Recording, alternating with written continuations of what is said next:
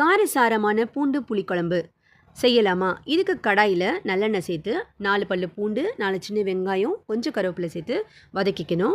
அடுத்து 1 ஸ்பூன் மிளகு, 1 ஸ்பூன் ஜீரகம் அதையும் இதோட சேர்த்து நல்லா வதக்கி விடணும். இப்போ 2 தக்காளி கட் பண்ணி வச்சுருக்கேன், அதையும் இதோட சேர்த்து கொஞ்சம் கல்லுப்பு சேர்த்து நல்லா வதக்கிக்கிறேன். தக்காளி கொஞ்சம் நல்லா மசிஞ்சு வரணும். இப்போ தக்காளி மசிஞ்சதும் 1/4 ஸ்பூன் மஞ்சள் தூள், 1 ஸ்பூன் மிளகாத்தூள், 1 ஸ்பூன் தனியாத்தூள் சேர்த்து நல்லா ஃப்ரை பண்ணி விடுங்க. இப்போ இது நல்லா ஆறுனதும் மிக்சியில் அரைச்சி எடுத்து வச்சுக்கலாம். அடுத்து கடாயில் நல்லெண்ணெய் சேர்த்து கடுகு, 1/4 ஸ்பூன் வெந்தயம், கொஞ்சம் கருவேப்பிலை சேர்த்துட்டு 1 கைப்பிடி பூண்டு, 1 கைப்பிடி சின்ன வெங்காயம் இதையும் சேர்த்து நல்லா ஃப்ரை பண்ணிக்கணும். இதோட கொஞ்சம் கல்லுப்பு, கொஞ்சம் பெருங்காயம் இதையும் சேர்த்துக்கிறேன். சேர்த்து நல்லா வதக்கி விடுங்க. ஃப்ளேமை ரொம்ப ஹையாக வைக்காமல் மீடியமாகவே வச்சுக்கோங்க. இப்போ எண்ணெயில் நல்லா பூண்டு நல்லா வெந்து வரும்.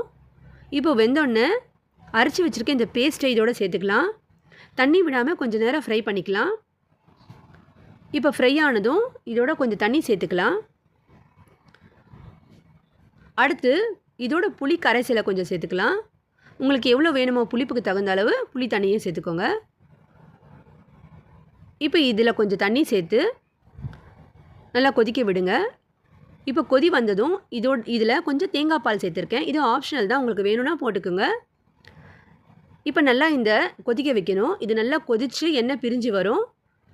இப்போ டேஸ்டான பூண்டு புளிக்குழம்பு தயார். இன்றைக்கி லஞ்சுக்கு பூண்டு புளிக்குழம்பு, கோவக்காய் வறுவல், முருங்காய் வறுவல், ஜவ்வரிசி வத்தல், முட்டை.